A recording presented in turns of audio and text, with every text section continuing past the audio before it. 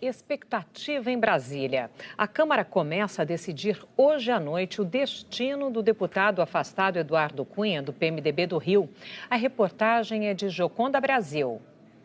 O deputado Sérgio Sveiter, que estava licenciado, reassumiu o mandato. O voto dele será pela cassação de Eduardo Cunha. Eu acompanhei todas as sessões do Conselho de Ética, da Comissão de Constituição e Justiça e me convenci que é o caso de quebra de decoro. O deputado é do PMDB do Rio de Janeiro, mesmo partido e estado de Cunha. Para o líder do PPS, a perda de apoio interna é uma evidência de que o ex-presidente da Câmara chega fragilizado para a votação de hoje à noite. 4 ou 5 deputados que publicamente apoiam Eduardo Cunha. Então, com essa fragilização desse episódio, neste momento, significa dizer que nós estamos a poucas horas de ter o mandato cassado de Eduardo Cunha. Às 11 da manhã, 51 deputados já estavam na Câmara, o número mínimo para que a sessão prevista para as 7 da noite seja aberta. Mas a votação só pode começar mesmo depois que 257 deputados registrarem a presença no plenário. Os partidos que são publicamente favoráveis à cassação de Eduardo Cunha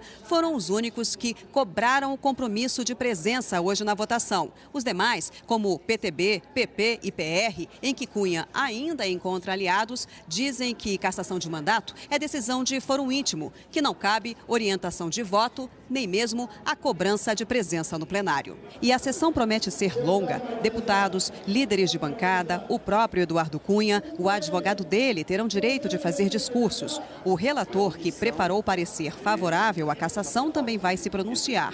Marcos Rogério acredita que a presença de deputados será expressiva e que as tentativas de aliados de Cunha para abrandar a pena vão aumentar a tensão da votação. Eu acho que o ambiente já é de tensão e vai ser de tensão também durante o julgamento, mas vai transcorrer dentro daquilo que manda a Constituição Federal, o regimento interno. É a mesma estratégia que já foi rejeitada ontem pelo ministro Luiz Edson Fachin, do Supremo Tribunal Federal. O ministro negou o pedido de Cunha para suspender a votação com o argumento de que não deveria ser apresentado em plenário o parecer aprovado pelo Conselho de Ética, mas sim um projeto de resolução que permitiria modificações para uma punição mais branda. É o que defende, por exemplo, o deputado Carlos Marum, aliado de Eduardo Cunha. A ideia é apresentar uma emenda que estabeleça para o deputado uma punição não tão grave quanto a cassação e condizente com o que está efetivamente no processo. A votação será aberta. Os deputados vão dizer sim, não ou se abster da votação que vai sacramentar o futuro de Eduardo Cunha. A sessão de hoje pode encerrar um longo processo contra Eduardo Cunha que durou mais de 10 meses, como mostra a reportagem de Flávia Alvarenga. Foi nesta sala, em março do ano passado, que funcionou a CPI da Petrobras. O então presidente da Câmara, Eduardo Cunha, do PMDB, veio aqui para tentar diminuir a temperatura das denúncias que surgiam contra ele. Veio espontaneamente e criticou a Operação Lava Jato. Disse que a Procuradoria-Geral da República o colocou na lista de investigados por critérios políticos. E questionado pelos membros da CPI, acabou numa frase dando embasamento para a abertura de um processo por quebra de decoro contra ele. Não tenho qualquer tipo de conta em qualquer lugar que não seja a conta que está declarada no meu imposto de renda. E não recebi qualquer vantagem ilícita ou qualquer vantagem. Mas em outubro do ano passado, uma revelação colocou em xeque a versão de Eduardo Cunha. O jornal Hoje mostrou com exclusividade documentos de Eduardo Cunha e da família, que comprovaram a abertura das contas na Suíça, como fotos do passaporte dele, da esposa Cláudia Cruz e da filha Daniele da Cunha, além de assinaturas do deputado. Em novembro, o Conselho de Ética decidiu abrir processo de cassação sob o argumento de que ele mentiu na CPI. Começaram aí as manobras de deputados aliados de Eduardo Cunha. Foi escolhido um relator que apresentou um parecer favorável à cassação do mandato. Mas os aliados de Cunha conseguiram que o relator fosse afastado.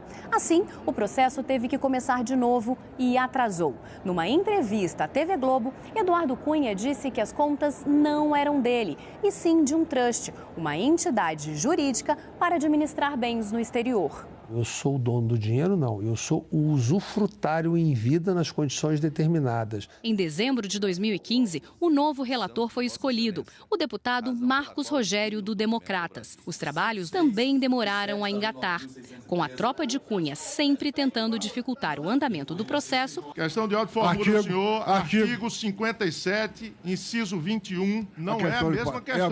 Não é a mesma questão. Quero falar, não me inscrevi, mas e aí? Eu não falei nenhuma vez. Eu sou membro titular. Vossa Excelência, talvez tenha algum Você quer me cercear o direito de falar? Em maio, ele voltou a dizer que não tinha contas no exterior.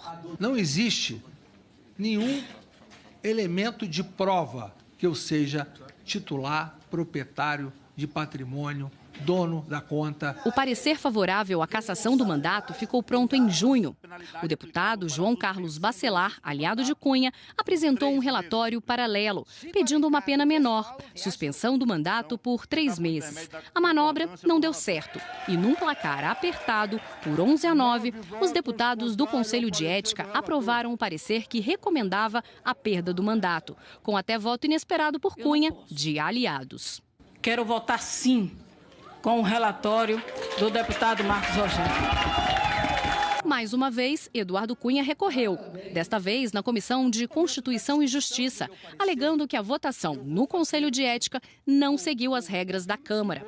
O relator, deputado Ronaldo Fonseca, aliado de Cunha, recomendou que uma nova votação fosse feita, mas a maioria dos deputados foi contra. A decisão do Conselho de Ética foi mantida. A gente volta agora a Brasília para falar ao vivo com a repórter Joconda Brasil, que tem mais informações sobre a sessão de hoje, que deve decidir, né, se a casa caça ou não o Eduardo Cunha. Finalmente, né, vai começar de fato, será, Joconda, ou não?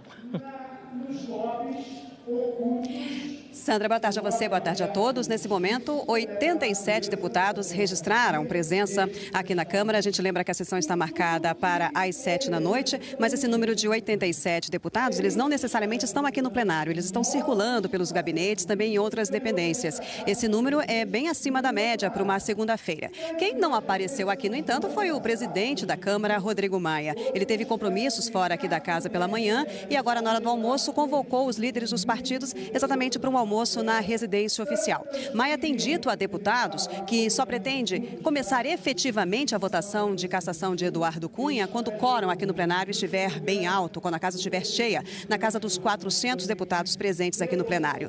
Para Eduardo Cunha ter o mandato cassado, é preciso que 257 parlamentares, pelo menos, votem a favor da cassação. A ausência favorece Eduardo Cunha, mas Rodrigo Maia disse que vai cortar o salário de quem faltar à votação de hoje à noite. Sandra. Ok, Joconda, muito obrigada.